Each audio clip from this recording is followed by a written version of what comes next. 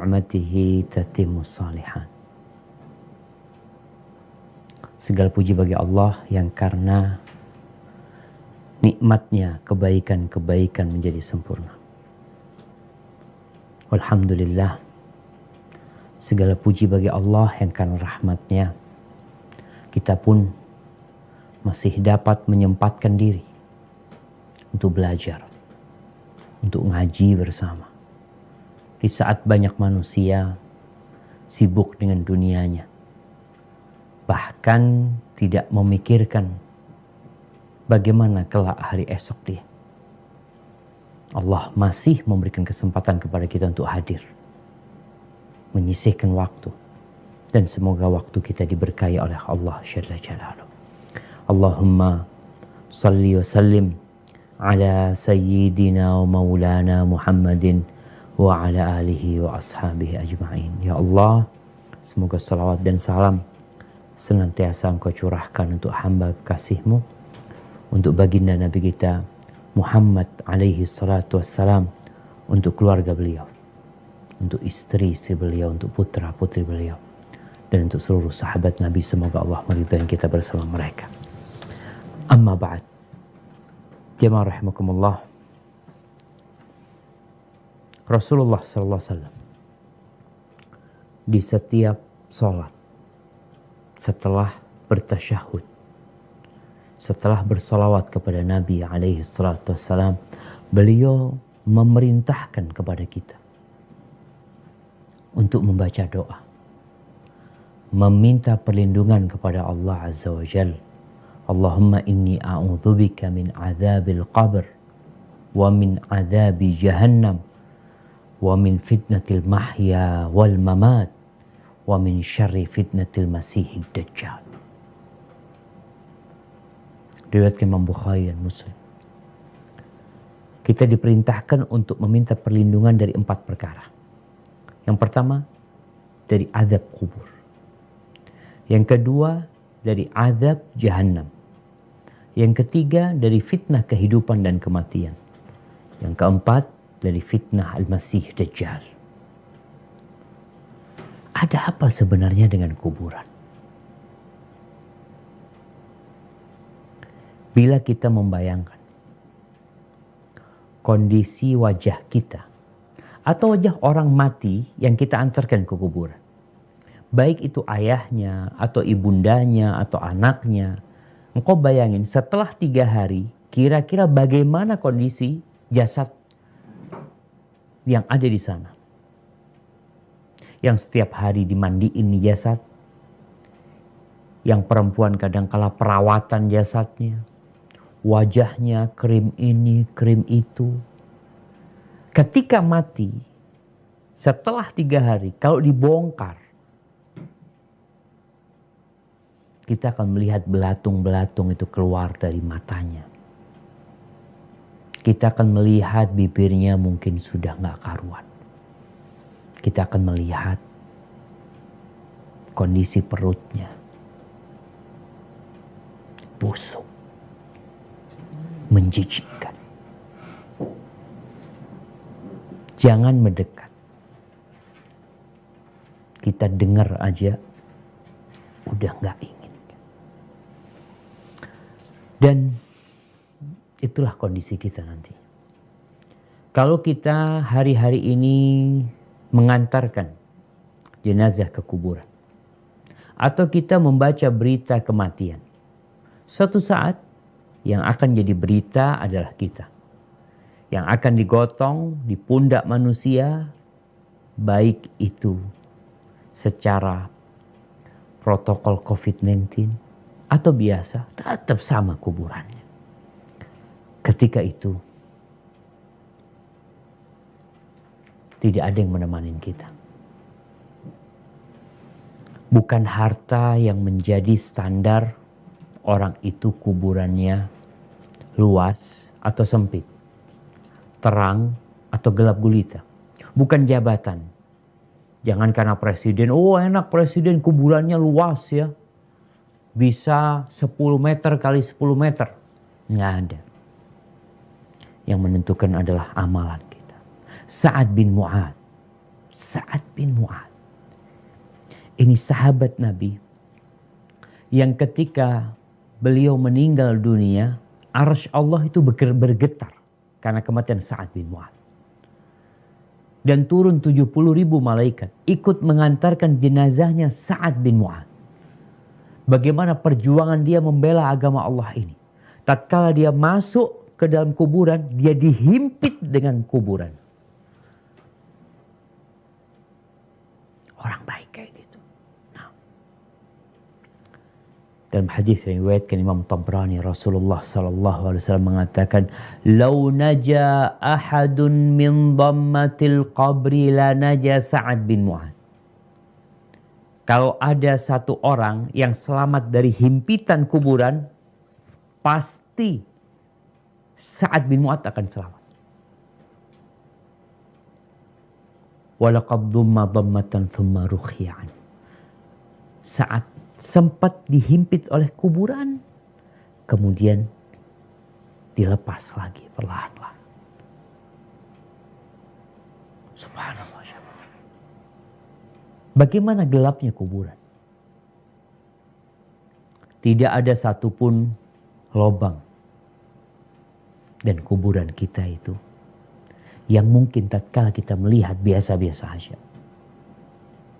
Tatkala kita menggali kuburan buat orang tua kita, kerabat kita, kita minta supaya luasnya 1 x 2 meter.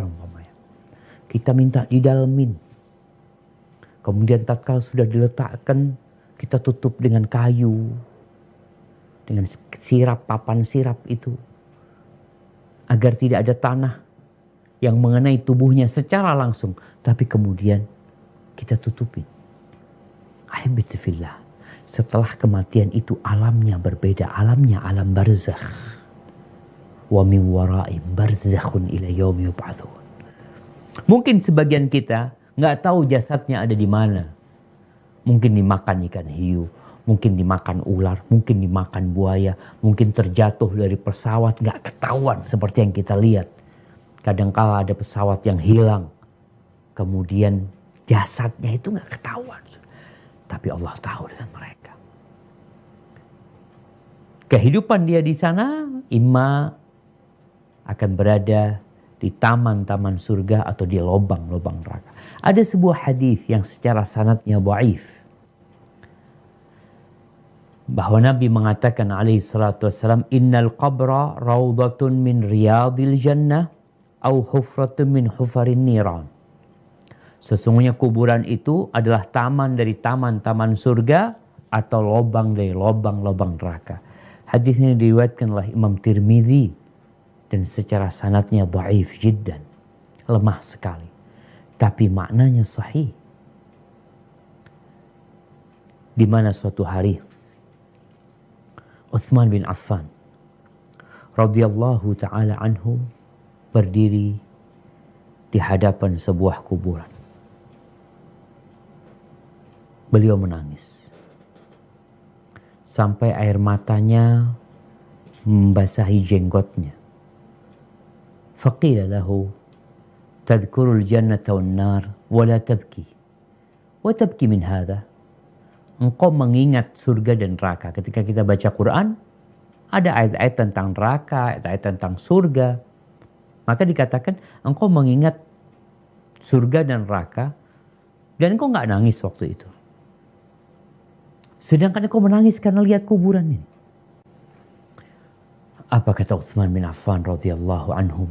Inna Rasulullah sallallahu alaihi wasallam qala innal qabra awwalu manazilil akhirah fa in naja minhu fama ba'dahu aysaru min wa in lam yanju minhu fama ba'dahu ashaddu minhu.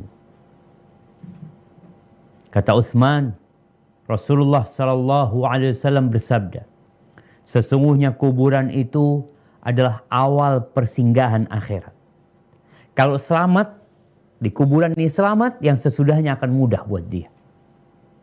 Tapi kalau nggak selamat dia di kuburan, maka yang sesudahnya akan lebih dahsyat buat dia.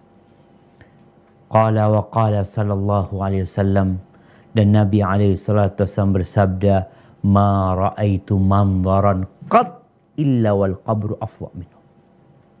Aku tidak pernah melihat pemandangan yang lebih buruk. Nabi pernah melihat pemandangan bagaimana orang-orang diazab ya.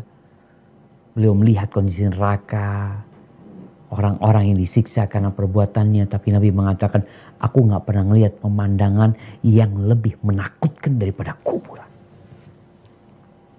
Rawahul Hakim wa Tirmidzi wa hadis sahahu Syekh Albani. Jadi pemandangan kuburan, pemandangan yang sangat menakutkan. Bayangin ya, orang yang biasa di tempat kayak Ana sekarang nih, Ana bisa memanjangkan tangan Ana bisa duduk dengan nyaman. Ada teman-teman yang menemani Ana bisa minum. Bismillah. Tapi bagaimana tatkala kita di alam kubur? Rasulullah SAW menceritakan bahwasanya tatkala orang ini sudah dikuburkan, maka akan dimulai fitnah kubur, ujian kuburan. Dia akan ditanya, dia akan didudukkan, disidang, ditanya tentang man rabbu, ma dinuk, man nabiyyu. Siapa Rabb? Bayangin orang ini seakan-akan blank ya. Orang sebelum mati aja kadang-kadang gak respon dengan yang di sebelahnya. Dia mulai ngelantur ngomongnya. Gimana setelah kematian? Kemudian dia berada di tempat itu sendirian. Didatengin dengan malaikat yang warnanya blue black, hitam kebiru-biruan. Lalu dia ditanya, dia disidang, gak bawa apa-apa dia. Gak ada pengacara wala apa, sendirian keluarganya meninggalkan dia. Kita nih kalau ditangkap polisi, orang kalau mau ditangkap polisi biasanya saya minta pengacara. Iya, karena dia perlu konsultasi sama ini pengacara tentang bagaimana cara dia menjawab kalau ditanya seperti ini, seperti itu. Tapi di situ siapa pengacara kita? Amalan kita.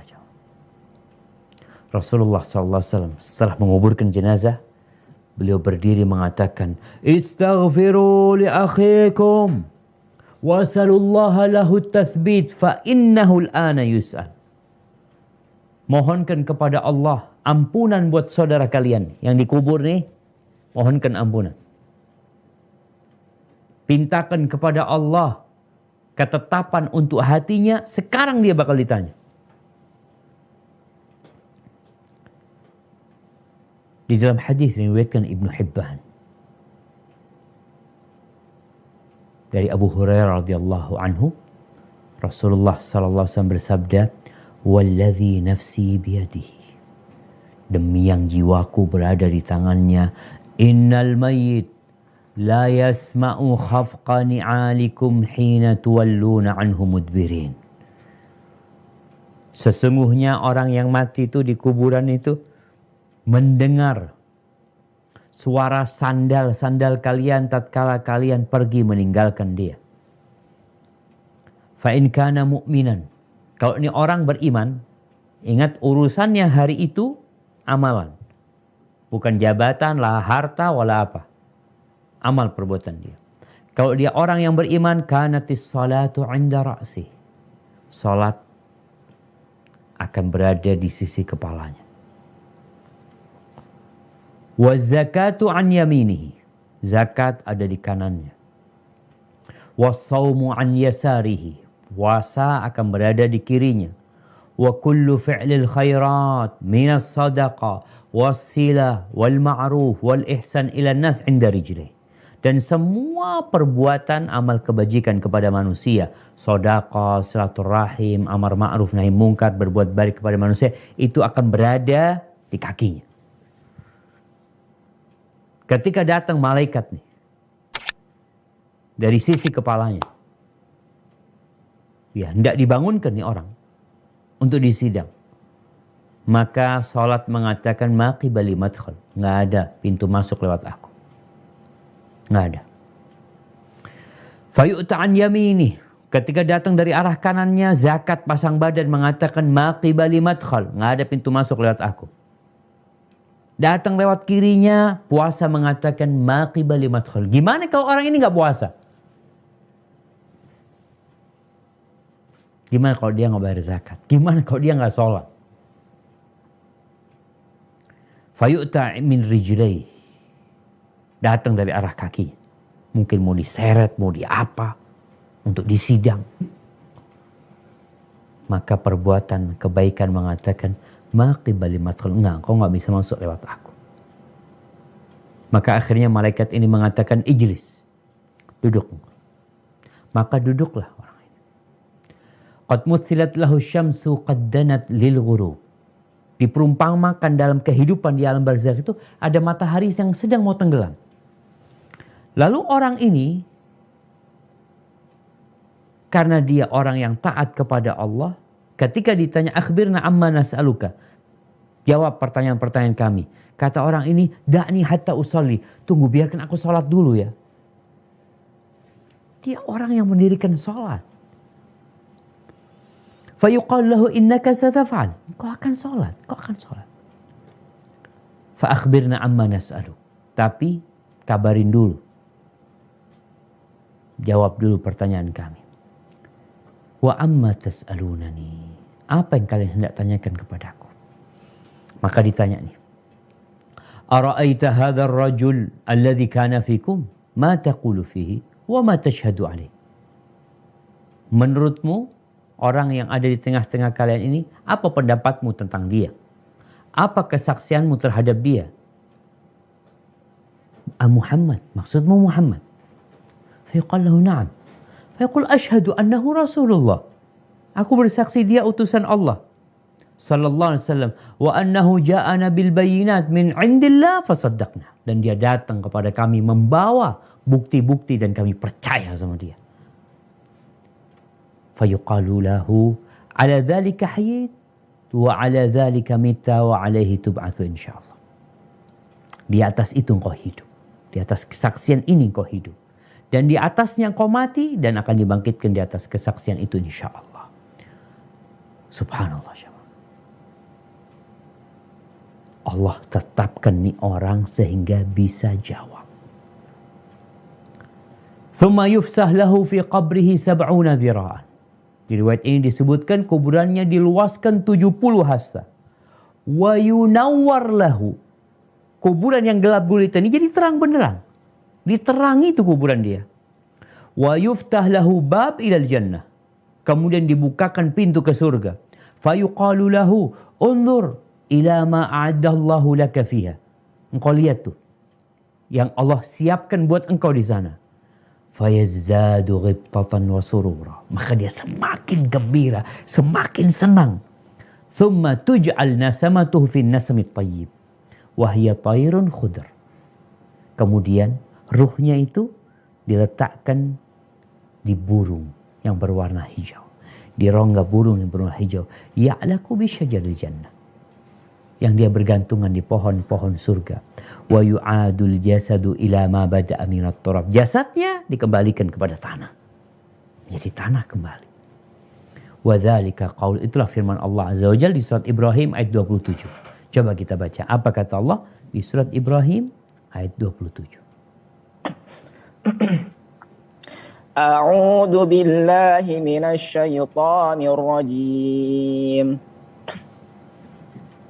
Yuthabbitu alladhina amanu bil qawli tsabiti fil hayatid dunya wa fil akhirati wa yudhillu Allahu adh-dhalimin wa yaf'alu Allahu ma yasha, yang artinya Allah meneguhkan iman orang-orang yang beriman dengan ucapan yang teguh di kehidupan dunia dan di akhirat. Dan Allah menyesatkan orang-orang yang zalim, dan Allah berbuat apa yang Ia kehendaki. Allahu Akbar. Maka kalau dia orang munafik, orang yang imannya ikut-ikutan atau pura-pura beriman, maka tatkala dia ditanya, man rabbuk? Yaqul, la adri. Ma dinuk? Apa agamamu? Sama. La adri, gak tahu aku, kata dia. Ma taqulu fi hadzal rajul alladhi bu'itsa fikum? Apa pendapatmu tentang orang yang diutus kepada kalian? La adri. Sami'tun nas yaquluna faqul. Aku mendengar orang berkata, itu nabi, agamanya Islam, Allah Tuhanku. Ya aku ikut-ikutan aja. Aku katakan itu juga. Fayaqulun la darait wa la talaut. Engkau gak tahu, gak mau belajar,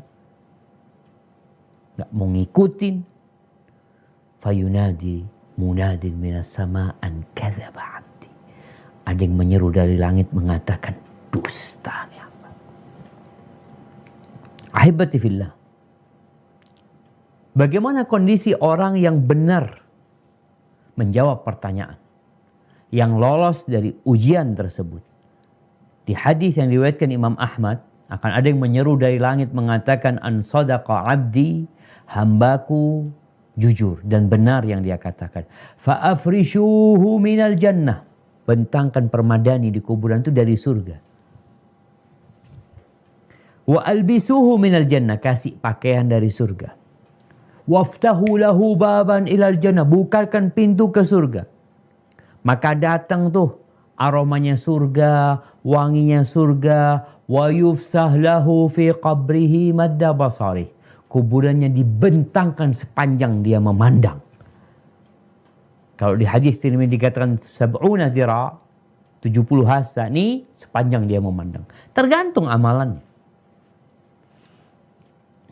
Kemudian datang orang. Dia lagi sendirian di kuburan. Kita ini sulit hidup sendirian. Sekarang di kondisi kawan-kawan kita yang isoman. Kesian dia. Seakan-akan dikucilkan sama warga, dikasih makanan, diletakkan di depan pintunya, digantungin di pagarnya kadangkala. Allahu Akbar. Engkau tapi masih hidup, engkau masih bisa pakai handphone wala apa. Ketika engkau mati, bukan isoman. Engkau ditinggal semuanya sudah. Yang biasa engkau di kantor ada kawannya, di rumah ada kawannya, di tempat kerja ada kawannya, di masjid banyak kawannya, di situ engkau sendirian. Maka Allah akan berikan balasan.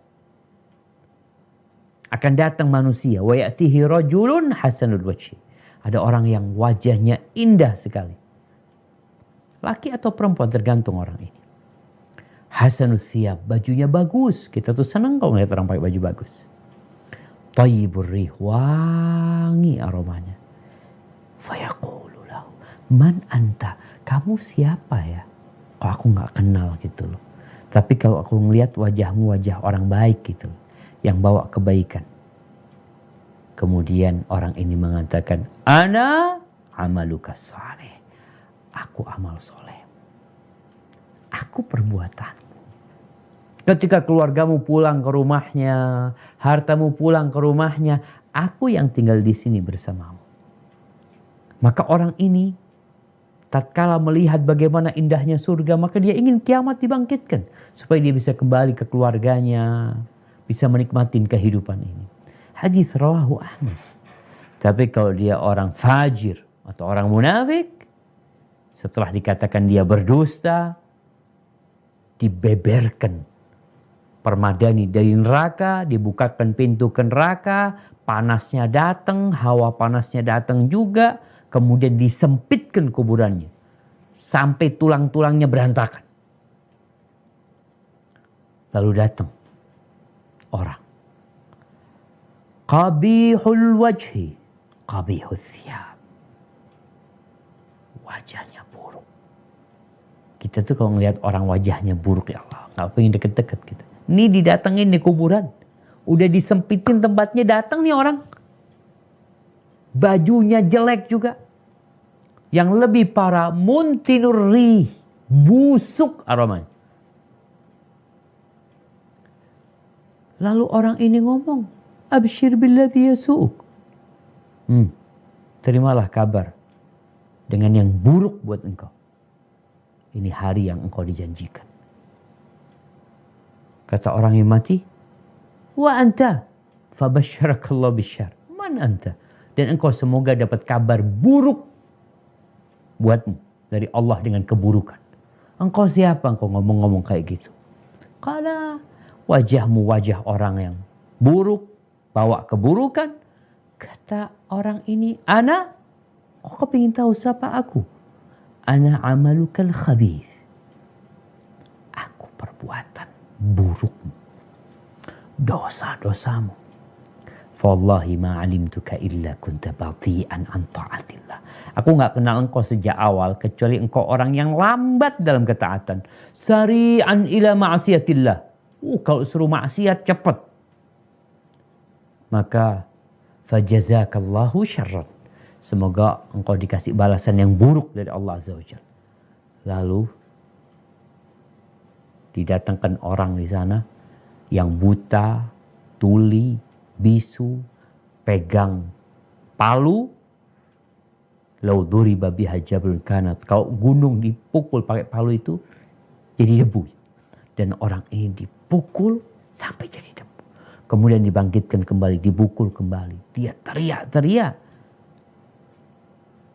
Dan semua mendengar suara dia kecuali manusia dan bangsa jin. Dan dia terus mengatakan, ya Allah jangan bangkitkan kiamat. Dia takut. Jadi ahibati fillah, yang ikut mengantarkan kita tuh amalan kita sebenarnya. Bagaimana Rasulullah SAW mengatakan wassalatu nur. Salat itu cahaya loh. Cahaya salat itu. Jadi orang yang gak salat gelap kuburannya. Wassadaqatu burhan. Sedekah itu cahaya juga tapi yang panas. Itu akan menerangi kuburan kita. Wassabru dia. Dan kesabaran itu juga cahaya. Rawahu Muslim. Oleh karena itu di surat Al-Baqarah 45, apa kata Allah Azza wa Jalla memerintahkan kepada orang-orang yang beriman. Naam.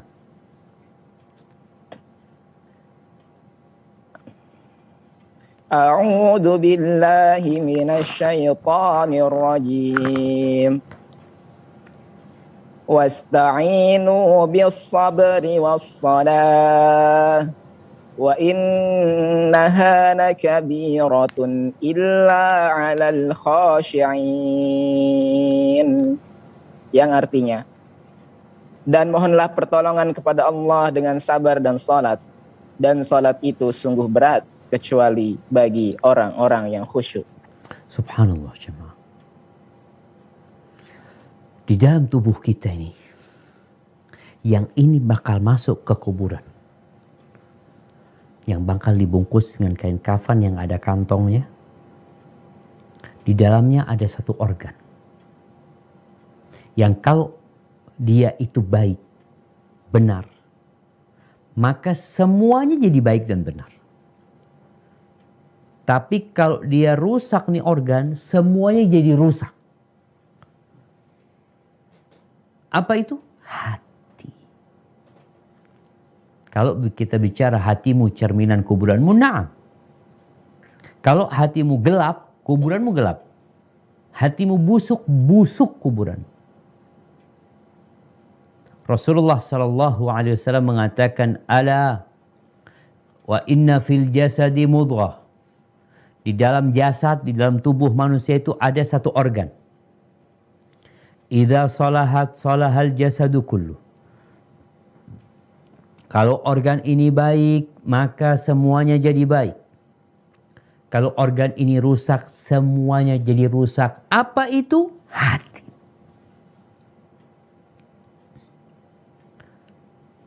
Ingat, kuburan ini awal persinggahan akhirat. Dan kehidupan setelah kematian itu, semua tergantung dengan hatimu. Makanya sebagian kita tuh sangat peduli dengan wajahnya, sangat peduli dengan tubuhnya. Selalu yang jadi pikiran, gimana ya kalau ngelihat wajahnya kok kayaknya kurang bersih ya. Wajahnya mungkin perlu perawatan ini dan itu. Lihat tubuhnya, ada yang perlu dirawat ini dan itu. Peduli banget nih manusia sama itu.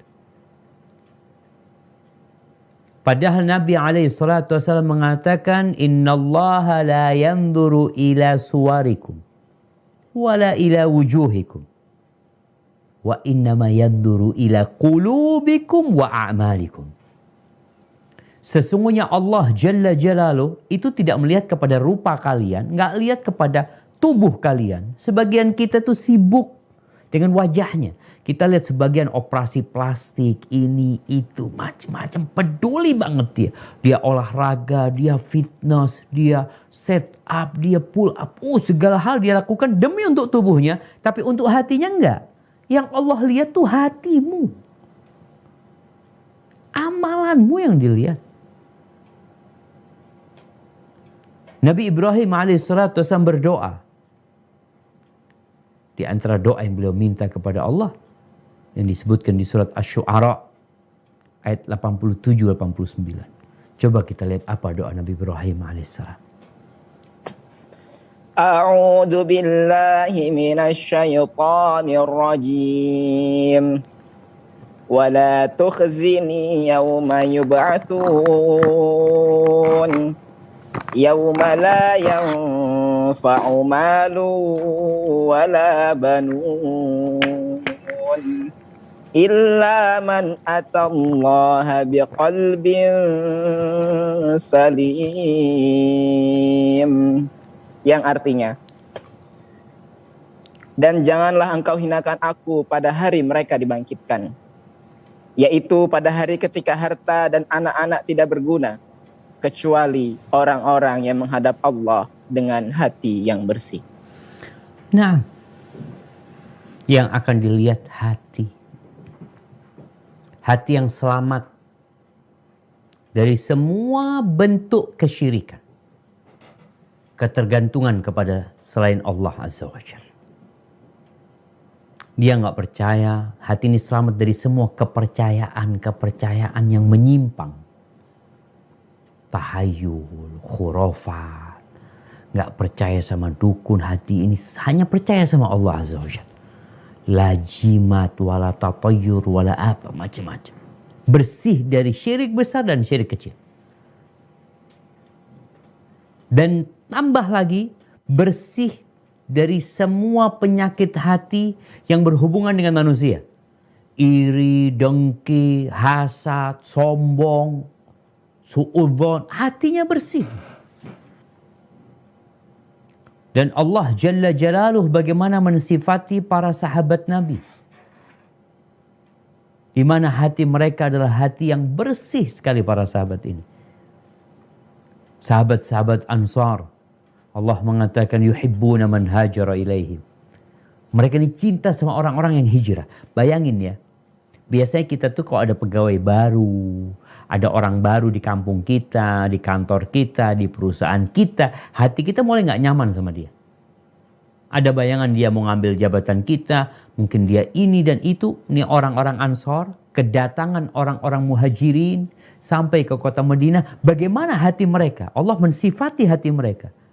Yuhibbuna man hajar. Cinta mereka.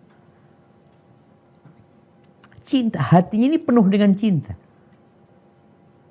Dan kita tahu Rasul SAW mengatakan la yu'minu ahadukum, enggak beriman salah seorang di antara kalian hatta yuhibba li akhihi ma yuhibbu li nafsi, sampai dia mencintai saudaranya seperti dia mencintai diri sendiri. Apa yang dia cintai untuk dirinya itu dia cintai buat saudara. Kemudian bagaimana orang-orang yang datang setelah mereka? وَالَّذِينَ جَاءُوا مِنْ بَعْدِهِمْ يَقُولُونَ رَبَّنَا اغْفِرْ لَنَا وَلِإِخْوَانِنَا الَّذِينَ سَبَقُونَا بِالْإِيمَانِ وَلَا تَجْعَلْ فِي قُلُوبِنَا غِلًّا لِلَّذِينَ آمَنُوا. Ya Allah, jangan jadikan di hati kami ini ada ghil, ada dendam, ada dengki terhadap orang-orang yang beriman. Jangan sampai. Di dalam hadis yang diriwayatkan oleh Imam Ahmad dari Anas bin Malik ya. Hadis ini oleh sebagian ulama didhaifkan, oleh sebagian mereka disahihkan. Ketika Anas bercerita radhiyallahu anhu, kunna julusan ma'a Rasulillah sallallahu alaihi wasallam. Suatu hari kita duduk bersama Rasulullah SAW. Lalu beliau berkata, yatlu'u alaikumul an rajulun min ahlil jannah. Bentar lagi ini akan datang orang, itu orang penghuni surga. Ditunggu sama para sahabat. Tahu-tahu datang satu sahabat dari kalangan Ansar yang ada air wudhu yang menetes dari jenggotnya. Dan dia membawa sandalnya dengan tangan kirinya. Besok hari Nabi mengatakan seperti itu lagi. Hari ketika Nabi mengatakan seperti itu lagi, yang datang ya orang itu. Kemudian ketika Nabi SAW selesai dari majelis, Abdullah bin Amr bin As mendatangi orang itu. Dia beralasan, aku ada masalah sama orang tuaku, aku bersumpah aku gak mau masuk, gak mau ke rumah tempat dia selama 3 hari. Kalau engkau mau, aku kepingin tinggal di rumahmu selama 3 hari itu. Kata orang ini, nah gak apa-apa. Anas mengatakan, ceritanya Abdullah bin Amr bin As, ketika dia bermalam, 3 malam di rumah orang itu, falam yarahu yaqumu minal laili syai'an. Gak pernah ngelihat orang ini sholat malam. Ghaira annahu idza ta'arra wa taqallaba ala firashihi dzakara Allah azza wa jalla wa kabbar hatta yaquma li salatil fajr. Tapi kalau dia bangun di malam hari itu, mungkin bergerak dia bangun, dia selalu mengingat Allah SWT. Dia bertakbir, membesarkan Allah. Sampai akhirnya dia masuk waktu subuh. Kemudian setelah 3 hari, Abdullah bin Amr bin As mengatakan, aku itu sebenarnya gak ada masalah gitu sama orang tuaku. Karena Abdullah bin Amr ngelihat kok amalannya cuma kayak gitu. Maka dia terus serang akhirnya Abdullah ini.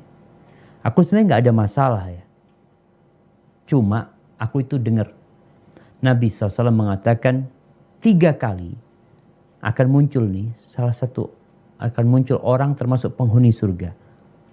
Dan selama 3 hari itu engkau yang muncul. Aku kepingin tahu apa sih sebenarnya yang kau kerjakan. Kok aku lihat amalanmu ya biasa-biasa aja gitu loh. Apa sebenarnya yang menyebabkan engkau sampai kepada derajat yang disebutkan Nabi SAW. Kata orang ini, ma huwa illa ma ra'ait. Nggak ada kecuali yang kau lihat. Akhirnya Abdullah bin Amr pergi. Ketika pergi, dipanggil sama orang ini. Ma huwa illa ma qad ra'ait. Seperti yang aku katakan, amalanku yang engkau lihat tadi itu. Ghaira anni la ajidu fi nafsi li ahadin minal muslimin ghishan wala ahsudu ahadan ala khairin a'tahu Allah iya. Tapi aku tuh menjaga hatiku. Aku gak pernah merasa ingin menipu seorang muslim ya. Atau hasud kepada kebaikan yang diberikan kepada dia. Gak pernah. Aku berusaha untuk jaga hatiku. Kata Abdullah bin Amr bin As, hadhihi allati balagat bika wa hiya allati la nutiq. Itu kayaknya yang menyebabkan kau sampai ke derajat itu. Dan itu yang berat, yang sulit kita lakukan. Hadis ini diriwayatkan Imam Ahmad, tapi sekali lagi hadis ini diperselisihkan oleh sebagian ulama. Sebagian mensahihkan hadis ini, sebagian tidak. Tapi yang jelas, orang memiliki hati yang bersih, ini perlu perjuangan. Bagaimana cerita Abu Dujana Al-Ansari. Ketika dia sakit, orang-orang tuh melihat wajahnya Abu Dujana ini ceria gitu, dalam kondisi sakit. Faqila lahu ma li wajhika yatahallal. Ada apa kok wajahmu berseri-seri gitu loh? Ada apa ini? Qala ma min syai'. Aku tuh tidak punya amalan yang paling aku harapkan, kata dia, Kecuali duka. Ada dua amalan yang dia sangat harapkan amalan itu berguna buat dia. Yang pertama, kuntu la atakallamu fima la ya'ni. Aku tidak berbicara perkara-perkara yang tidak ada urusannya sama aku. Yang gak bermanfaat buat aku. Dia jaga lisan. Yang kedua, wal ukhra kana qalbi lil muslimina saliman. Hatiku tuh selamat dari menyakitin umat Islam, dari berprasangka buruk, dari hasud, iri sama mereka. Maka ahibati fillah, kalau bicara kuburan kita tuh tergantung hati kita. Kalau hatimu luas, hatimu penuh dengan kedamaian, kuburanmu akan penuh dengan kedamaian. Tapi kalau hatimu penuh dengan kedengkian, penuh dengan dendam, kayaknya kuburanmu kayak gitu juga. Yang Allah lihat adalah hatimu dan amal perbuatan. Apa saja amalan-amalan yang membantu kita agar hati kita jadi selamat dan kuburan kita selamat pula. Amalan apa saja yang menerangi hati kita sehingga kuburan kita juga akan terang benderang. Yang pertama, ikhlas. Ahibati fillah. Wa ma umiru illa liya'budullaha mukhlishina lahuddin. Manusia itu tidaklah diperintahkan kecuali untuk beribadah ikhlas. Apa artinya ikhlas? Tidak mengharap kecuali keridhaan Allah Azza wa Jalla. Bagaimana ketika Allah menceritakan penghuni surga di surat Al-Insan ayat 9 ya, mereka mengatakan innama nut'imukum liwajhillah la nuridu minkum jazaan wala syukura. Kami tuh ngasih makan kalian, kami tuh membantu kalian berharap wajah Allah Azza wa Jalla. Kami nggak ingin dari kalian balas budi, nggak ada. Dan tidak pula ucapan terima kasih. Subhanallah jemaah. Kebanyakan kita tuh ingin ucapan terima kasih. Bahkan ingin dibalas. Engkau jaga hatimu. Untuk tidak beramal kecuali untuk Allah Azza wa Jalla. Bersih. Karena ada orang sholat, ada orang sedekah, tapi kalau hatinya nggak ikhlas lillahi ta'ala, nggak ada gunanya. Jangan berpikir banyaknya amalan. Amalan tuh bakal diterima kalau ikhlas dan sesuai dengan tuntunan Nabi SAW. Yang kedua, ridha sama Allah Azza wa Jalla. Ketika engkau beramal ikhlas, kemudian ketika Allah menetapkan buat engkau satu keputusan yang mungkin kurang engkau sukai, hendaklah engkau ridha. Nerima hatinya.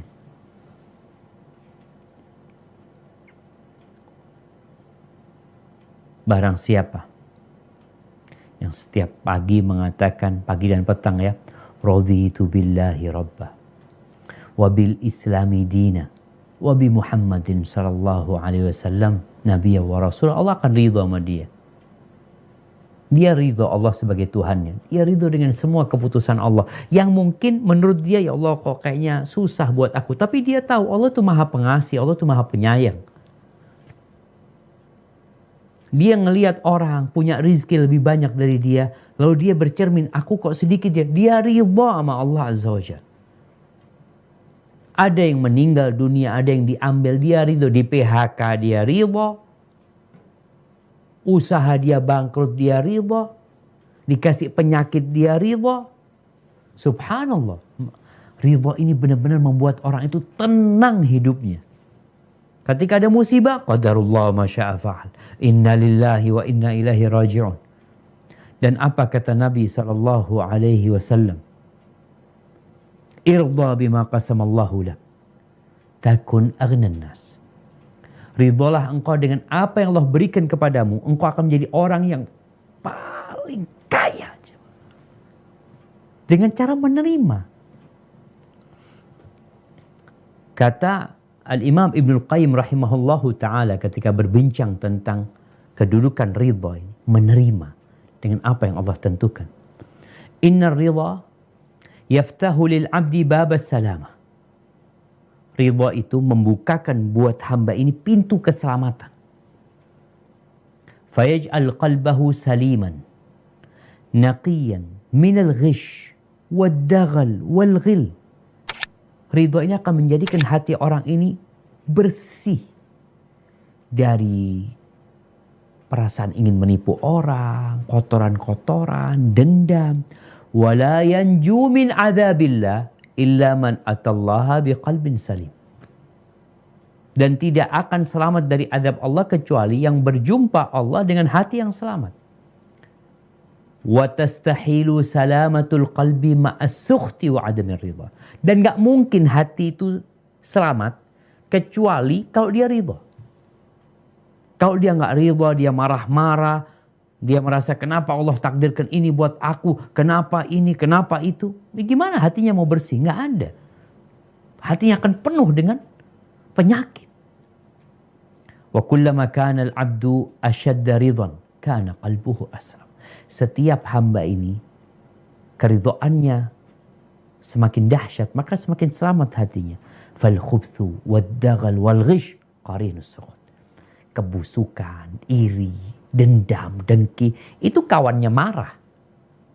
Nggak nerima dengan takdir Allah Subhanahu wa taala. Wa salamatul qalbi wa ridahu wa birruhu wa nusuhu qarinur ridha. Tapi selamatan hati, ridhonya hati ini, kebaikan yang di hati, ingin kebaikan buat orang lain, itu adalah kawannya ridha. Wa kadzalikal hasad. Begitu pula dengan hasad, iri, dengki munculnya dari mana? Dari marah dia. Kenapa sih kok fulan yang dikasih? Kenapa fulan kok naik pangkat? Kenapa anak kok enggak gitu? Wassalamatul qalbi minhu min thamaratir ridha. Dan selamatnya hati itu karena buah dari keridhaan. Maka mulai saat ini tata hati kita ridha dengan apa yang Allah tetapkan buat kita. Yang ketiga, baca Quran. Baca Quran. Kita ini Ramadan doang rajin baca Quran, hatam Quran. Sekarang sebagian kita udah mulai ditutup Qurannya. Allah Azza wa Jalla mengatakan wa nunazzilu minal Qur'ani ma huwa shifaa'un wa rahmatun lil mu'minin. Dan kami turunkan dari Al-Quran yang merupakan syifa, penyembuh dan rahmat buat orang-orang yang beriman. Di surat Yunus ayat 57 Allah mengatakan wa shifa'un lima fis sudur. Dan penyembuh untuk penyakit-penyakit yang di hati. Jadi kalau hati antum penuh dengan kedengkian ya, kok kayaknya nggak nerima dengan kondisi yang ada, baca Quran, baca sama artinya, perhatikan firman-firman Allah Azza wa Jalla, sembuh insyaallah. Jadi kebanyakan kita kalau bicara ruqyah, dia itu akan meruqyah penyakit jasad atau jin, sihir. Di diri kita ada penyakit yang kadang-kala kita nggak sadar, iri, dengki, dendam. Itu penyakit loh. Ngobatinya gimana? Baca Quran. Jadi niatkan baca Quran tuh untuk membersihkan hati kita. Yang keempat, husnudzon sama orang-orang Islam. Apa kata Allah? Ya ayyuhalladzina amanu ijtanibu katsiran minadh-dhann. Wahai orang-orang beriman, hindari banyak berprasangka. Inna ba'dadh-dhanni itsim. Sebagian prasangka itu dosa. Ini amalan hati. Kok nggak ngomong, tapi hatimu kayaknya. Maka berusahalah untuk berbaik sangka sama umat Islam. Yang kelima, memberikan nasihat. Kita berusaha untuk saling menasehati tanpa kita melecehkan orang tersebut. Ya, kita tahu saudara kita melakukan kesalahan. Bukan malah kita ghibahin tuh saudara kita. Kebanyakan kita kalau mendapati kesalahan dari saudaranya, malah akan mengotorin hatinya. Kenapa? Karena dia sebarkan kesalahannya di depan kawan-kawannya. Majelisnya jadi majelis ghibah. Seharusnya kalau engkau ingin hatimu selamat dan betul cintamu kepada saudaramu yang melakukan kesalahan. Kadang-kadang kalau orang mau ghibahin ngomong, aku kesian sama fulana sebenarnya. Itu kayak gini, kayak gitu. Kesian dia itu. Engkau kok bener kesian, kau datang kasih nasihat. Hatimu akan selamat, bersih hatimu. Kata Fudail bin Iyad, al-mu'min yastur wa yansah. Orang beriman itu menutupin kesalahan orang, tapi bukan berarti dia diamkan. Dia kasih nasihat. Wal fajir yahtik wa yu'ayyir. Tapi orang jahat, dia singkap kesalahan saudaranya, lalu dia lecehkan saudara. Kemudian yang keenam, doa, minta keselamatan hati. Di antara doa yang Nabi baca SAW, Allahumma inni as'aluka qalban saliman. Ya Allah, aku memohon kepadamu hati yang selamat. Minta hati yang selamat. Di surat Al-Hasyr ayat 10, Allah ketika menceritakan doa orang-orang yang beriman, yang datang setelah para sahabat dari setelah Muhajirin dan Ansar, nanti dibaca tuh, mereka berdoa, wala taj'al fi qulubina ghillan lilladzina amanu. Ya Allah, jangan jadikan di hati kami ini perasaan iri, dengki terhadap orang-orang yang beriman. Dan banyak doa-doa yang diajarkan Nabi SAW, semoga kita bisa menghafalnya. Kemudian di antara yang menjaga hati kita supaya kuburan kita jadi terang benderang, jadi luas, sebarkan salam. Bukankah Nabi SAW yang mengatakan, la tadkhulul jannah, dalam hadis riwayat Muslim, la tadkhulul jannah atau la tadkhulunal jannah hatta tu'minu. Kalian enggak bakal masuk surga sampai kalian beriman. Enggak bakal kalian masuk surga sampai kalian beriman. Wala tu'minu hatta tahabbu. Kalian tidak akan dikatakan beriman sampai kalian saling mencintai. Ini hati. Masa orang-orang beriman saling benci? Saling mencintai lah. Dan kalian gak akan beriman sampai saling mencintai. Awala adullukum ala syai'in idza fa'altumuhu tahabbtum. Mau gak kalian yang aku kasih amalan? Kalau kalian kerjakan, kalian akan saling mencintai. Apa amalan itu? Afsyus salama bainakum. Tebarkan salam di antara kalian. Kalau ada orang yang gak suka sama kita, jemaah, mungkin dia gak suka sama kita. Kita lewat depan dia, wajahnya kecut. Ucapkan salam, assalamualaikum. Mungkin dia gak jawab. Besok assalamualaikum, besok assalamualaikum. Terus aja ucapin salam. Semoga suatu saat dia menjawab salam kita. Yang ke-8, berbagi hadiah.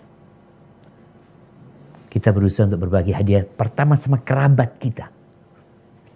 Kita ini kadang kala satu saudara saling benci.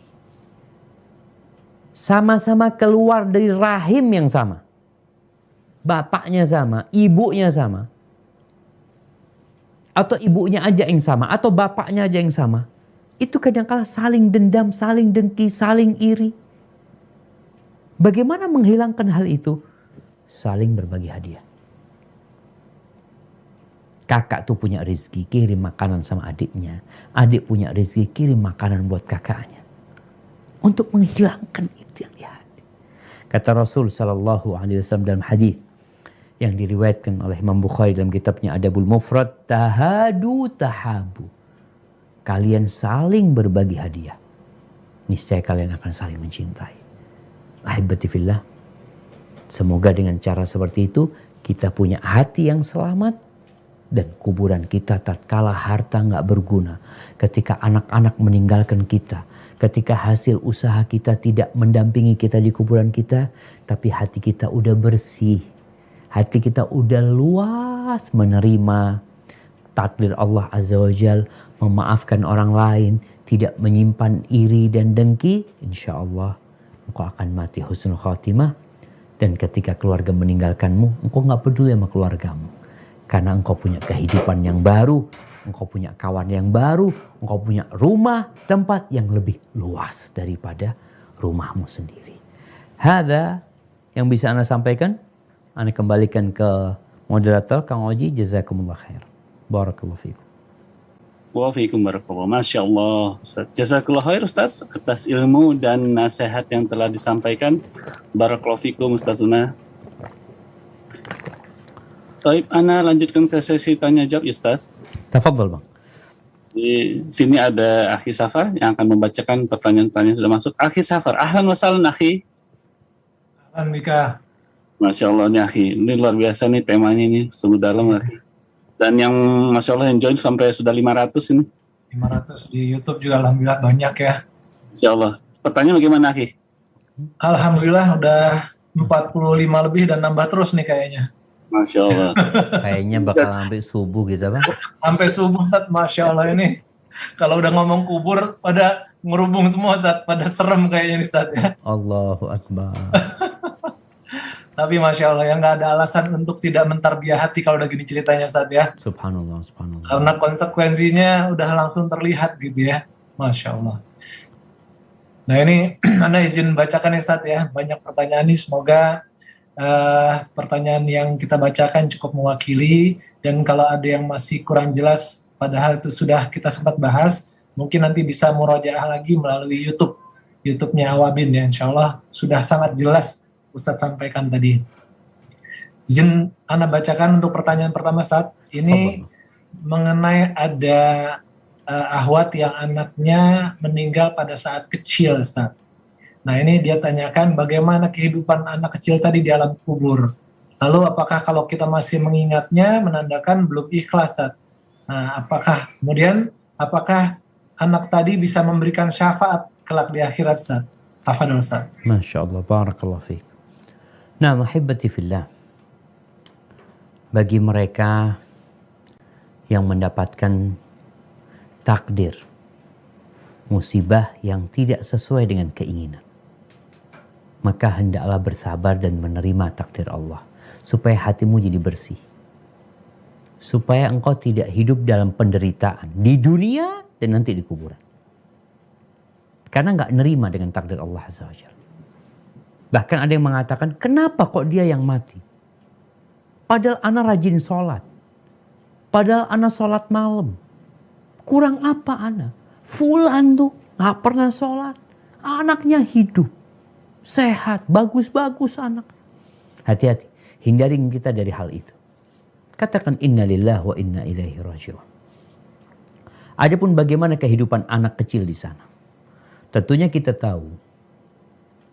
Ketika manusia belum baligh, pena malaikat itu diangkat, tidak mencatat. Sehingga wallahu a'lam bagaimana kehidupan dia, apakah dia di sana akan tidur, nyenyak, menikmatin kehidupan. Ruhnya, kita tahu ruhnya orang beriman itu akan berada di rongga burung hijau yang berterbangan di pohon-pohon surga. Kalau yang mati syahid lebih tinggi. Sama berada di ruhnya burung-burung yang berwarna hijau, tapi dia terbang semau dia di surga Allah Azza wa Jalla, dan mereka punya gantungan-gantungan di bawah arsy Allah. Di situ mereka beristirahat. Jadi ketika anak itu anaknya orang Islam, semoga juga merasakan yang seperti itu. Adapun kalau bicara apakah ingat dengan anak itu pertanda dia nggak ridha, nggak apa-apa ingat sama anak. Bahkan ini yang menyebabkan kita mungkin semakin mendekatkan diri kepada Allah Azza wa Jalla. Kita memuji Allah atas apa yang Dia berikan kepada kita. Kita bersyukur kepada Allah, kita bersabar lagi ya. Nabi SAW mengatakan kalau ada yang ditimpa musibah, maka hendaklah dia mengingat musibah ditinggal aku mati. Kita kebayang gak ditinggal mati Nabi SAW itu musibah? Sebagian kita enggak. Dia pikir musibah itu ditinggal mati anaknya. Oh ini sesuatu yang dahsyat sekali buat dia. Ditinggal mati Nabi. Kok tidak merasa itu musibah? Itu musibah yang besar sebenarnya. Jadi mengingat musibah itu yang menyebabkan musibah kita jadi lebih ringan gitu. Kemudian apakah anak itu akan memberikan syafaat? Iya. Asalkan orang tuanya bersabar menerima takdir Allah Azza wa Jalla, di mana anak itu kelak akan menunggu orang tuanya di pintu surga.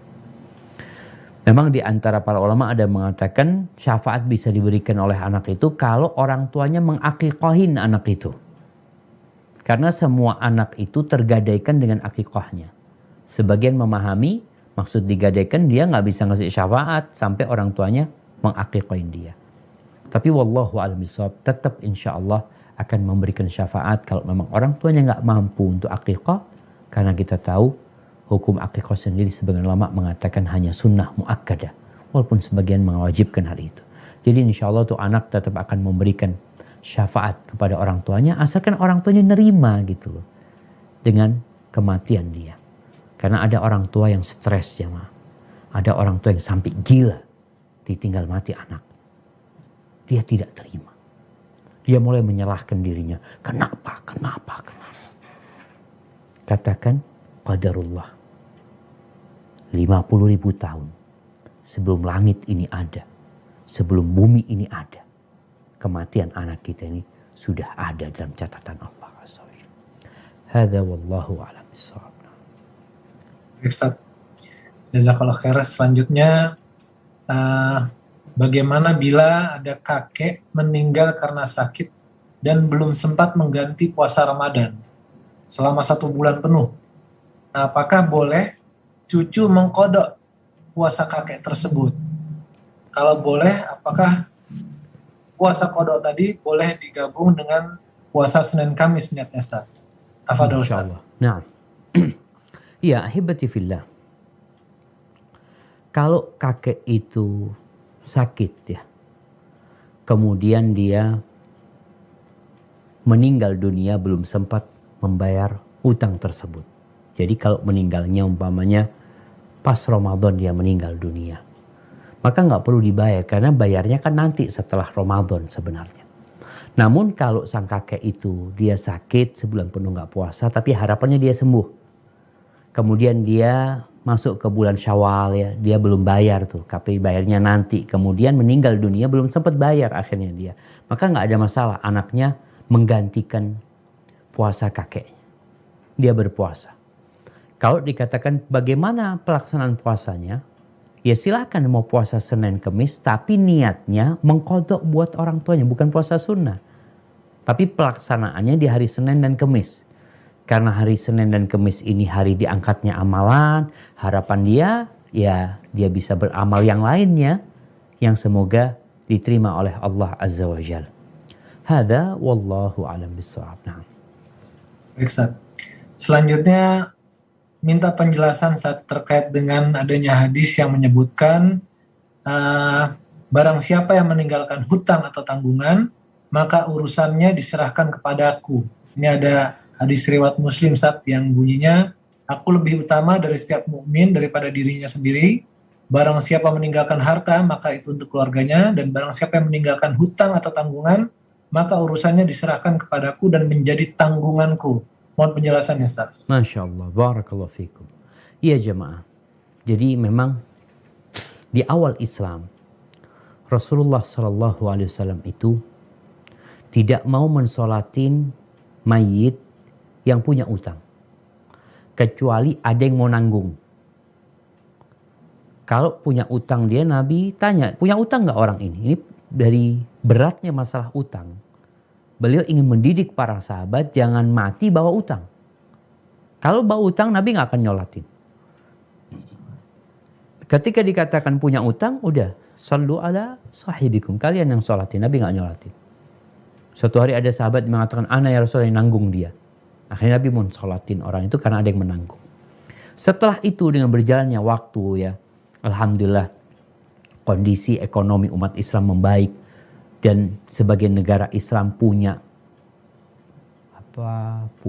benda istilahnya itu punya baitul mal, di situ ada harta yang memang diperuntukkan untuk orang-orang miskin, orang-orang yang nggak mampu, maka Nabi SAW kemudian menanggung.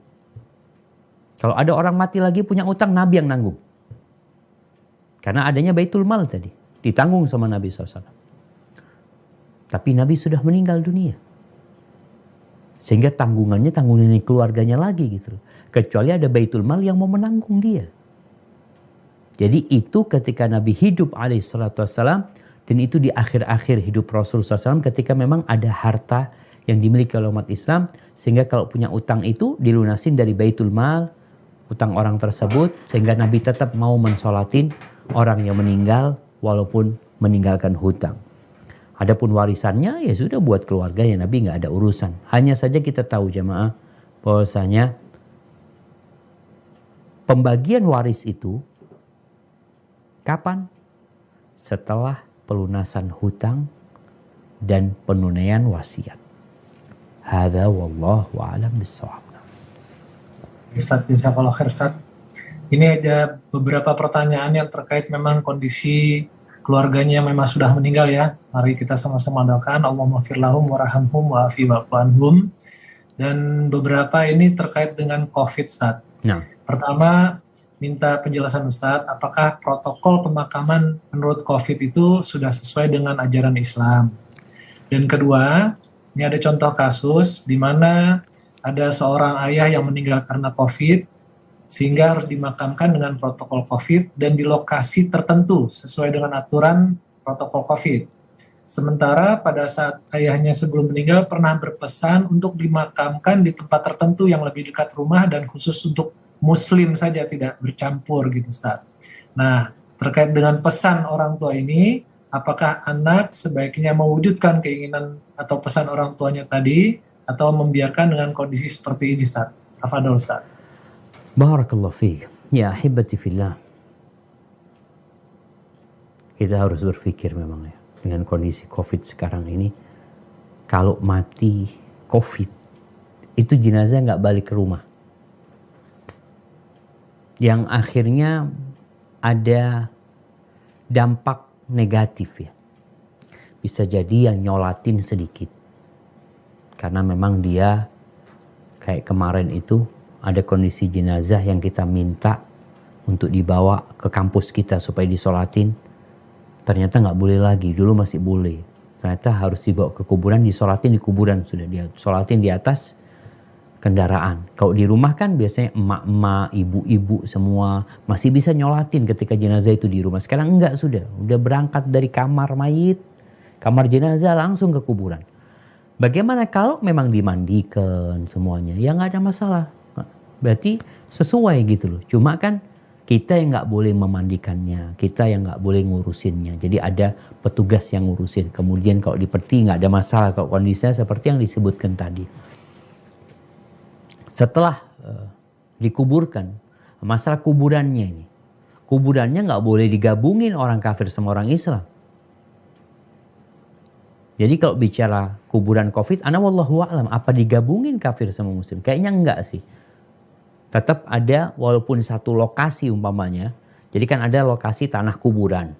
Umpamanya ini tanah kuburan. Yang sebelah sini buat muslim, yang sebelah sini buat orang-orang kafir. Enggak ada masalah kalau seperti itu. Tapi kalau digabungin enggak boleh. Kuburan orang muslim khusus karena disitulah sebagaimana mereka hidup. Kondisinya mereka juga bersama umat Islam, ketika dikuburkan juga bersama umat Islam. Orang-orang kafir di tempat orang-orang kafir mereka dikuburkan.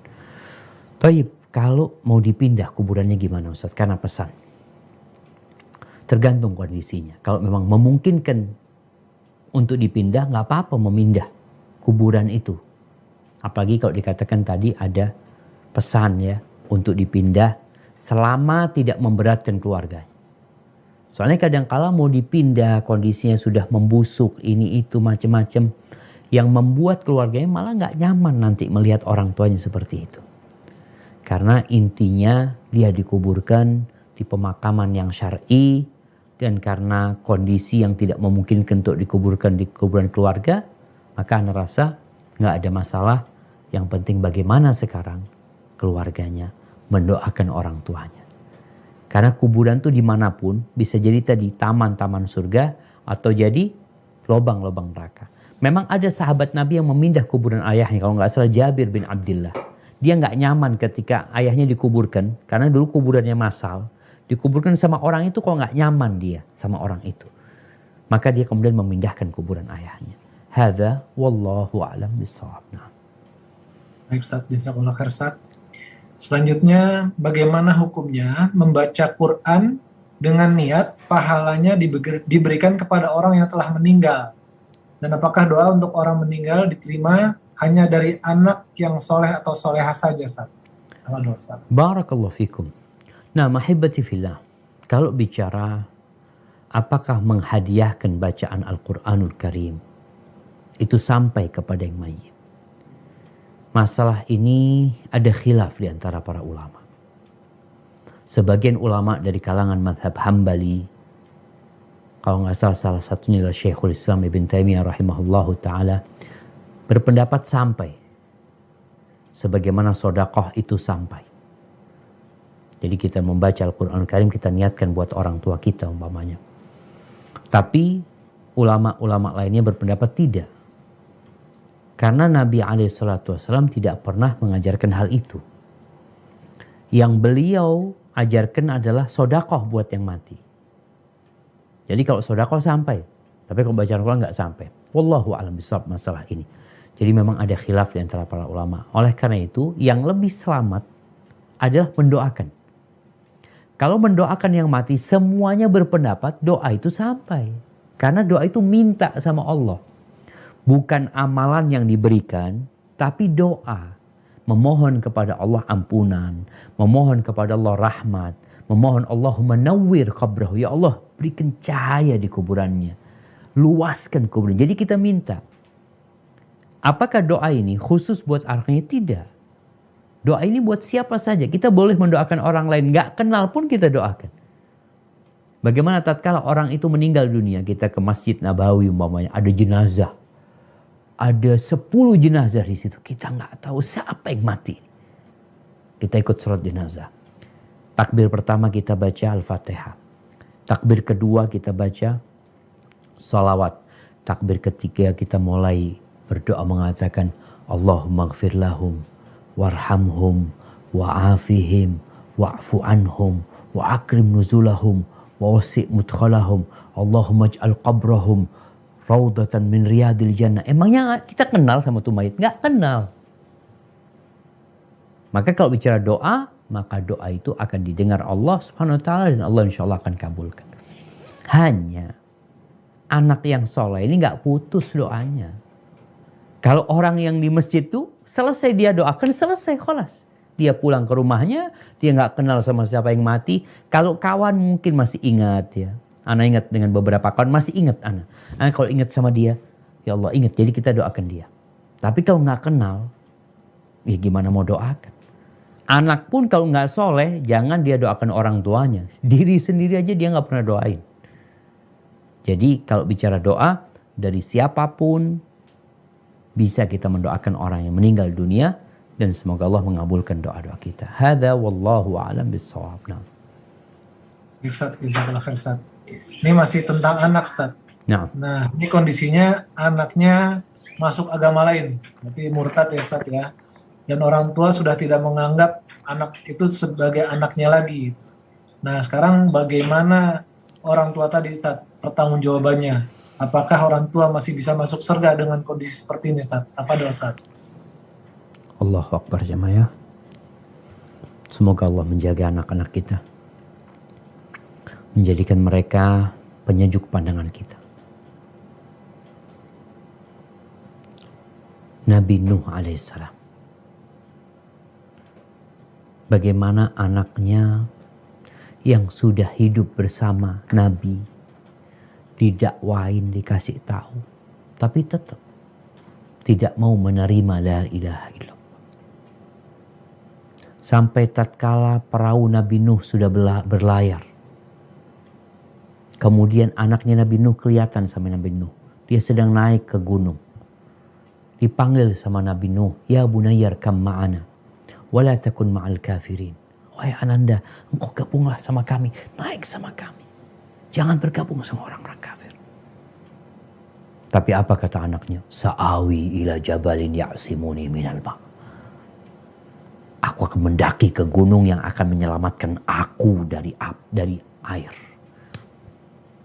Qala la 'asimal yawma min amrillah illa man rahim. Nggak ada yang bisa selamat dari urusan Allah nih kecuali yang dikasih rahmat sama Allah. Kemudian datang ombak, tenggelam anak. Nabi Nuh itu cinta sama anaknya. Artinya cinta naluri ya. Orang tua cinta sama anak gitu loh. Akhirnya dia ingin berdoakan. Gimana anaknya supaya selamat. Tapi nggak bisa. Allah katakan, Allah larang. Innahu laysa min ahlik. Itu bukan dari keluargamu lagi udah. Udah bukan dari keluargamu. Yang kafir udah bukan dari keluargamu gitu. Walaupun secara nasab bersambung gitu. Maka bagaimana dengan orang tua ini? Apakah dia tetap akan masuk surga ketika punya anak yang kafir? Tergantung apakah engkau nanti akan lolos dalam persidangan tersebut. Orang tua akan disidang. Kenapa kok bisa seperti itu? Ada orang tua yang ternyata memang gak pernah mendidik anaknya. Allah berpesan, ya ayyuhalladzina amanu qu anfusakum wa ahlikum naro. Selamatkan diri kalian dan keluarga kalian dari api neraka. Itu perintah Allah.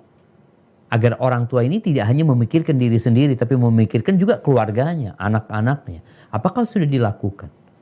Apa makna menjaga anak dari api neraka? Alimuhum wa'adibuhum, ajari mereka, didik mereka. Jadi orang tua kalau sudah maksimal, ya udah. Dia memang nggak bisa memberikan hidayah. Asalkan dia sudah maksimal. Jadi apakah orang tua ini akan selamat dari api neraka? Ya nanti dia akan mengikuti persidangan. Kalau ternyata dia sudah maksimal, ya Allah Maha Pengampun dan Maha Pengasih. Apalagi memang Allah yang kasih hidayah. Dan Allah yang memberikan petunjuk kepada hambanya. Tapi kalau ternyata dia nggak maksimal, memang orang tuanya yang punya salah, dia nikah sama perempuan yang non-muslim, kemudian dia suka bekerja kemana-mana, akhirnya anaknya ikut ibunya, kau tanggung jawab nantinya. Maka ketika engkau hidup, hendaklah bertobat kepada Allah dengan taubatan nasuha, kalau memang murtadnya anaknya itu ada peran bapaknya. Semoga Allah menyelamatkan anak-anak kita dari azab neraka jemaah. Barakallahu fikum. Wafik barakallah Ustaz. Selanjutnya Ustaz, ini ada anak yang orang tuanya, ayahnya sudah meninggal. Tapi sebelum meninggal, ayahnya berniat, sudah menyampaikan niat ini, sudah menyampaikan keinginannya ini untuk mengumrohkan beberapa saudara yang belum pernah berangkat ke Tanah Suci. Nah kondisi sekarang kan kadar Allah tidak memungkinkan untuk berangkat. Karena kondisi dan terlebih lagi orang-orang yang mau diberangkatkan ini usianya juga sudah tidak memenuhi syarat untuk diberangkatkan dengan persyaratan saat ini. Nah, orang-orang ini kemudian meminta agar dan sedikit memaksa Ustaz ya, agar uang umrohnya diberikan saja ke mereka untuk modal usaha dan untuk kebutuhan hidup gitu. Nah, pertanyaannya bagaimana Ustaz dalam menyikapi pesan orang tua ini? Apakah tetap menjalankan pesan orang tua ataukah kita menuruti keinginan orang-orang yang akan diberangkatkan umroh tadi Ustaz? Afwan Ustaz. Barakallahu fikum. Naam ahibati fillah. Jadi memang wasiat dari orang tua itu ya kita harus tunaikan sesuai dengan wasiat. Apalagi kita mampu menunaikannya. Tinggal bagaimana dengan orang-orang tersebut. Mereka mau nggak diberangkatin umroh? Karena wasiatnya umroh. Tapi mereka juga punya hak untuk nolak. Yang mana enggak lah, aku nggak mau umroh. Aku memang belum mampu gitu loh. Nanti nggak enak kalau berangkat umroh dengan uangmu, nanti diingat-ingat ini itu. Nggak apa-apa. Ini bicara para ulama, apakah jadi wajib orang itu kalau dikasih uang? Apakah jadi wajib buat dia berangkat umroh? Sebagian mengatakan tidak, nggak jadi wajib buat dia karena bukan uang dia nggak mampu tetap. Jadi kalau bicara sekarang kondisinya mereka minta uang tersebut tapi wasiatnya untuk umroh. Maka ana rasa ya wasiat itu dilaksanakan. Kecuali kondisinya tidak memungkinkan. Kalau bicara orang itu orang yang sudah tua renta, orang yang sudah nggak bisa lagi berangkat umroh, ya kita tawarin dibadalin. Gimana nih? Kau mau dibadalin sehingga kau dapat pahala umroh. Bayarin orang karena wasiatnya umroh ya. Kecuali memang nggak mungkin lagi ya uang itu diberikan kepada mereka sehingga orang tua tetap dapat pahala dari niat itu. Tapi kalau masalahnya mereka nggak mau, mereka menuntut uang itu diberikan mereka, ya kita nggak harus kasihkan kepada mereka. Terus gimana? Ya tinggal kasih pilihan. Mereka mau berangkat umroh, kalau enggak ya sudah.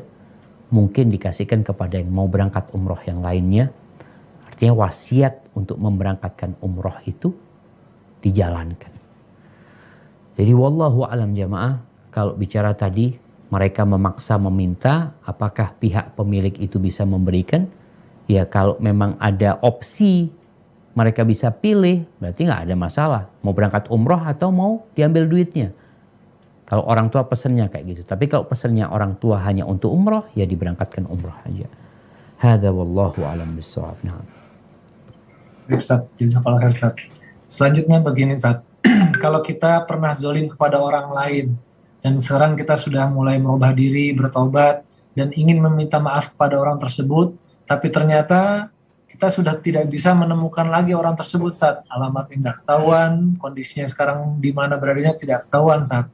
Nah, kalau menghadapi kondisi seperti itu, bagaimana kita meminta maaf atas kezoliman kita terhadap orang tersebut, Ustaz? Tafadhol, Ustaz. Allahu Akbar. Naam jamaah. Az-zulmu zulumat yaumil qiyamah. Kezaliman itu kegelapan pada hari kiamat. Dan karena kuburan itu awal dari persinggahan, bisa jadi kegelapan itu pun akan dirasakan di kuburan nantinya. Karena kezaliman yang dilakukan. Oleh karena itu Rasulullah SAW memerintahkan kepada para sahabat yang pernah menzalimin orang lain, sekarang minta maaf, minta dihalalkan. Sebelum datang hari yang gak berguna harta, wala, anak-anak. Terus gimana kalau orang itu menghilang? Ya kita berusaha untuk mencari. Kalau gak ketahuan, kita doakan itu orang. Kita berdoa memohon kepada Allah untuk orang-orang yang pernah kita sakiti. Setelah itu perbanyak sedekah. Kenapa para wanita disuruh banyak sedekah sama Nabi SAW? Kan kesalahannya itu sama suaminya. Dia kufur sama suaminya, dia lupa sama kebaikan suaminya. Akhirnya disuruh banyak sedekah. Di sini para ulama menjelaskan bahwasanya di antara faedah sedekah itu tadi dapat menghapuskan dosa kita, meringankan dosa kita sama orang lain. Jadi pahala sedekah itu dapat meringankan hal itu. Yang tadi kita sudah minta maaf sama orang itu, tapi ketahuilah kalau kita ngambil uang orang tersebut, maka cari ahli warisnya untuk mengembalikan uangnya. Kalau nggak ketahuan, ya udah disodakoin atas nama orang-orang yang pernah antum ambil uang mereka umpamanya. Itu kalau memang urusannya dengan uang. Tapi kalau kita sakitin, kita ribain dia umpamanya, kita pernah maki dia, kita pernah mukul dia, maka antum doakan mereka dan antum berbanyak sedekah. Hadza wallahu a'lam bissawab. Ustaz. Selanjutnya, Ustaz, bagaimana cara kita menjaga keikhlasan hati saat beramal, Ustaz? Awalnya kita ikhlas, tapi saat mendapat balasan yang kurang baik dari orang lain, malah jadi mengganjal gitu di hati kita. Jadi kita akhirnya suka mengingat kebaikan yang telah dilakukan tersebut kepada orang lain tadi. Gitu. Bagaimana menyikapi kondisi ini, Ustaz, supaya niat beramal kita tuh jadi bisa diperbaiki lagi, Ustaz? Karena takut nanti gara-gara perasaan mengganjal tadi malah jadi masuknya tidak ikhlas, Ustaz. Tafadhol, Ustaz. Naam jemaah. Ini berat ya. Makanya antum kalau berbuat itu memang lillahi ta'ala. Antum yakin dapat balasan dari Allah. Yakin. Keyakinan ini yang akan membuat kita gak peduli sama balasan orang itu. Dia mau balas apa sih sama anak? Anak kasih duit 1 juta sama dia. Dia mau balas 10 juta. Gak mungkin. Allah janji ngasih aku 70 kali lipat atau 700 kali lipat. Makanya ketika berbuat baik sama orang, niat pahala dari Allah aku cari. Nggak peduli orang itu mau ngomong syukron, nggak ngomong syukron. Jadi harus dihadirkan itu bagaimana besarnya karunia Allah. Sehingga kita nggak butuh sama orang-orang itu. Kita terus berbuat baik ya. Sampai bagaimana sebagian salafus soleh, kalau lihat pengemis ya, yang memang benar-benar orang yang nggak mampu, itu bahagia banget. Alhamdulillah yang akan menjadi tempat nitipin duit. Nih orang kita titipin duit sama dia tuh. Nggak ada harap balasan dari dia. Maka caranya memang untuk menjaga hati ini, kita lihat pahala yang Allah telah janjikan. Sehingga kita melihat remeh sekali. Kalau orang itu balas sama kita, Ana nggak berharap balasan dari engkau. Ana berharap dari Allah. Yang jauh lebih besar. Sehingga berusaha kita. Makanya kalau kita ngelihat orang itu kok balasnya nggak benar ya, kita udah sering bantu dia, pas kita susah dia lupa sama kita, berarti kita berharap balasan dari dia. Ada harapan. Maka caranya putus itu harapan. Dan kau pandang manusia ini makhluk yang lemah nggak akan bisa membalas. Maka mintalah balasan dari Allah SWT sambil menjaga hati kita ya. Hadza Wallahu a'lam bishawab. Kemudian ada satu doa lupa.